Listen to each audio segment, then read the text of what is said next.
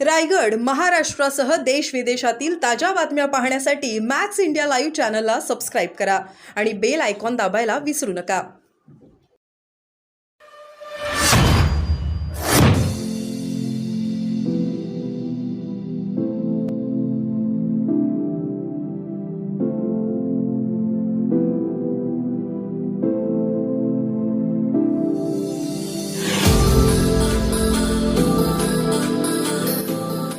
की नड्डाजी असतील, इकडे महाराष्ट्रामध्ये देवेंद्रजी असतील, बावनकुळे साहेब असतील, आपले गिरीश भाऊ असतील आणि जिल्ह्यातल्या सगळ्या जनतेचे खूप खूप मनापासून आभार मानते, कार्यकर्त्यांचे आभार मानते की तिसऱ्यांदा एवढ्या मोठ्या मतांनी निवडून दिलं. जेव्हा की आपण बघतोय की महाराष्ट्रामध्ये यावेळेस परिस्थिती वेगळी होती, पण रावेर मतदारसंघातल्या लोकांनी माझी साथ सोडली नाही. सगळ्या समाजातल्या घटकांनी माझ्या पाठीमागे राहिले आणि एवढ्या मतांनी मला निवडून दिलं. त्यांनी अपेक्षा होती तुम्हाला मंत्रिपद मिळेल?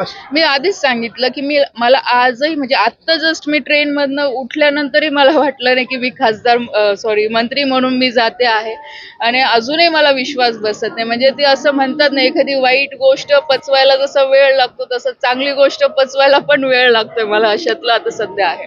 लोकांचा भल्या पहाटे मोठा प्रतिसाद मिळाल्याचं पाहायला मिळतंय. आपल्याला मोठा उत्साह आहे, अपेक्षा सुद्धा तेवढ्या बघा, वाढलेल्या आहेत. जळगाव केंद्रामध्ये मंत्रीपद मला असं वाटतं की खूप एम.के. अण्णांनंतर आत्ता झालेला आहे आणि एक महिला म्हणून आणि रावेर मतदारसंघाला तो मान मिळालेला आहे. आणि हे मंत्रीपद मी असं समजते माझं नसून सगळे जनतेचं आहे, कारण की आज मी त्यांची प्रतिनिधी आहे. आज मला मान मिळणं म्हणजे रावेर मतदारसंघातल्या सगळ्या जनतेला मान मिळणं आहे आणि नक्कीच तो मोठा मान आहे मंत्रिपदाचा. केंद्रामध्ये मंत्री असणं ही काही छोटी गोष्ट नाहीये. तर याचं म्हणजे माझ्यासोबत सगळेच लोक आहेत त्याच्यासाठी. जळगाव जिल्ह्याचा जर विचार केला तर आपण जळगाव जिल्ह्यासाठी काय योजना राबवणार आहात युवकांसाठी? बघा, मी आधीच सांगितलं, डिपार्टमेंट खूप मोठं आहे, कारण की आता हे फक्त जिल्ह्यापुरतं काम नाहीये किंवा राज्यापुरतं नाहीये, तर पूर्ण देशासाठी काम आहे. युवकांना ह्या सगळ्या गोष्टींमध्ये जोडायसाठी आता दोन तीन दिवसापासून आता मी पण सगळ्या डिपार्टमेंटचा आढावा घेते किंवा बऱ्याचशा गोष्टी मी पण माहिती करून घेते आहे. पण नक्कीच युवकांना सोशल वेलफेअरमध्ये कसं जोडता येईल, की त्यांना ही सोशली रिस्पॉन्सिबिलिटी घ्यायची कशी सवय लागेल, कारण की ह्या सगळ्या ॲक्टिव्हिटी तुमच्या 11वी-12वी पासून सुरू होतात. त्याच्यामध्ये कसं जोडता येईल, कारण की आज युवकांना सोशली अवेअर असणं किंवा आपल्या सोसायटीसाठी, आपल्या देशासाठी काहीतरी स्वतःहून रिस्पॉन्सिबिलिटी घेऊन कामं करायची सुद्धा जबाबदारी आहे. पण त्यांच्यामध्ये अवेअरनेस आणणं फार गरजेचं आहे, कारण की शेवटी ह्या देशाचं पुढचं फ्युचर हा यूथ आहे, हा युवा आहे. त्याच्यामुळे त्यांना ह्या सगळ्या गोष्टींशी जोडणं फार गरजेचं आहे. तर ते फक्त काही जळगाव पुरता नाही, तर संपूर्ण देशभरामध्ये करायचा मी प्रयत्न करणार आहे. जसं स्पोर्ट्सचं मी सांगितलं की आज आपण बघतो की इंटरनॅशनल याच्यामध्ये ऑलिम्पिकमध्ये आज आपण बघा की एवढे चांगले चांगले प्लेयर आपल्या देशामधनं जात आहे. तर ते सुद्धा ग्रामीण भागापर्यंत त्या सगळ्या ऍक्टिव्हिटी कशा ओढता येतील की जेणेकरून आपल्या ग्रामीण भागामध्ये पण ऑलिम्पिक्स काय आहे आणि तिथे कसं आपण पोहोचू शकतो. तर याच्यासाठी सुद्धा प्रयत्न होतील की जेणेकरून आपले ग्रामीण भागातले सुद्धा जास्तीत जास्त खेळाडू भविष्यामध्ये पुढे जाऊ शकतात. कारण की आज देशाच्या विकासामध्ये किंवा या सगळ्या गोष्टींमध्ये स्पोर्ट्सचा पण खूप महत्त्वाचा रोल राहिलेला आहे. तर त्यासाठी हे सगळ्या गोष्टी आपल्याला करायच्या आणि जिल्ह्याच्या विकासासाठी केंद्रातल्या ज्या काही योजना आहे, कारण सिंचन, जसं मी आधी सांगितलं, सिंचन खूप महत्त्वाचा विषय. सिंचनावर काम करायचं आहे.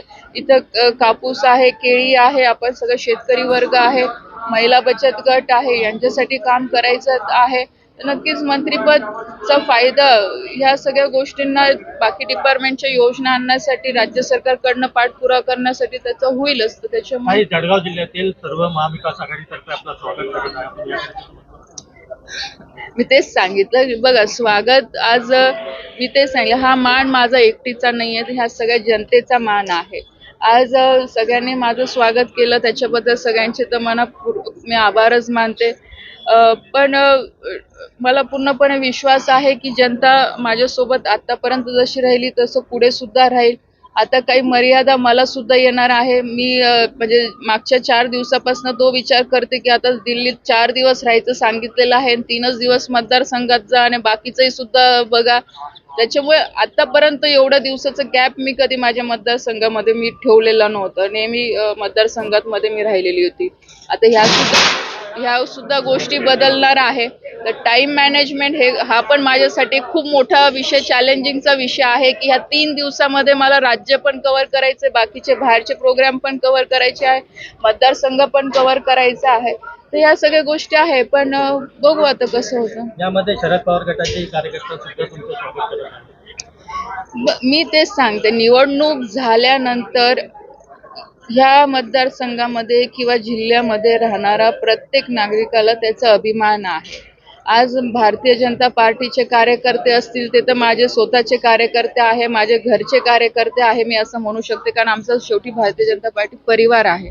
आज शिंदे गट असेल, राष्ट्रवादी गट असेल, RP असेल, तो आमचा घटक पक्ष आहे, मनसे तो पण आमचा घटक पक्ष आहे. आणि शरद पवार गटातले जे कार्यकर्ते असतील, तर मला असं वाटतं ही चांगली गोष्ट आहे की आज ते सुद्धा माझा सत्कार करतायत. आज त्यांना पण आपल्या जिल्ह्याला मंत्रिपद मिळालेलं याचा आनंद असेलच. हा ताई बोल. ताई काय सांगाल, पहिली प्रतिक्रिया काय आहे मंत्रिपदाचा पदभार घेतल्यानंतर आज आपल्या मतदारसंघात येत आहेत, पहिली प्रतिक्रिया काय? शपथ घेतल्यानंतर आणि पदभार घेतल्यानंतर मतदारसंघात आल्यानंतर खूप आनंद आहे. आणि अजूनही मला विश्वास बसत नाहीये की मी मंत्री झालेली आहे, कारण की आधीपासनं कधी डोक्यात घेऊन मी कधी चालली नव्हती. आधीपासनं खासदारपर्यंत ठीक आहे की खासदार म्हणून मी एवढे वर्ष काम केलेलं आहे, आणि ह्यावेळेस पण काही तशी अपेक्षा नव्हती. पण पक्षाच्या लोकांनी, आदरणीय मोदी साहेबांनी आणि जनतेच्या आशीर्वादामुळे मंत्रिपद मला मिळालेलं आहे. आणि नक्कीच लोकांच्या, कार्यकर्त्यांच्या अपेक्षा माझ्याकडनं वाढलेल्याच असतील. आणि मी सुद्धा 2-3 दिवसापासून तेच विचार करते आहे की जबाबदारी आता वाढलेली आहे मतदारसंघाला घेऊन. आणि आता फक्त मतदारसंघापुरता नाही, तर पूर्ण राज्यासाठी काम करायचं आहे, देशासाठी काम करायचं आहे. चॅलेंजेस खूप नवीन आहे, कारण की एक खासदार म्हणून काम करणं आणि मंत्री म्हणून काम करणं याच्यातही खूप जमीन आसमानचा फरक आहे. कारण की 2 दिवसापासून मी सगळी डिपार्टमेंटची माहिती घेते आहे की कसं कामकाज आहे तिथलं. युथ अफेअर आहे. आज जवळपास आपली देशाची जर आपण युथच्या संदर्भामध्ये जर टक्केवारी बघितली, तर जवळपास 50% वरती आज आपल्या देशामध्ये युथ आहे. ह्या युथसाठी कसं आपल्याला चांगलं काम करता येईल की जेणेकरून आपल्या देशातला जो युवा आहे तो देशाच्या कार्यासाठी किंवा देशाच्या हितासाठी काही चांगलं सोशली काम करू शकतो किंवा पुढे येऊ शकतो. त्याच्यानंतर स्पोर्ट्स आहे, जो खूप महत्त्वाचा विषय आहे. आपण बघतोय की आपल्या देशामध्ये पण आता चांगले खेळाडू आता पुढे येऊ लागलेले आहे. ऑलिम्पिकमध्ये आता आपल्या देशाचं नाव पुढे जाऊ लागले, चांगले मेडल्स आणू लागलेले आहे. आता पुढच्या महिन्यात पॅरिसमध्ये ऑलिम्पिक आहे. जवळपास आपल्या देशातनं 120 ते 120 10पर्यंत प्लेयर सुद्धा यावेळेस जाणार आहे. तर ते ऑलिम्पिकची जी परंपरा राहिलेली आहे ती ग्रामीण भागापर्यंत कसं आणता येईल याच्यासाठी प्रयत्न करायचे आहे. तर चॅलेंजेस खूप आहे, पण नक्कीच जबाबदारी दिलेली आहे तर ती 100% पार पाडायची आहे, चांगल्या पद्धतीने पार पाडायची आहे. आणि मतदारसंघाकडे पण लक्ष द्यायचे, मतदारसंघातले पण प्रश्न हाताळायचे आहे. तर आता नक्कीच माझा प्रयत्न राहील की चांगल्या पद्धतीने मी काम करेल.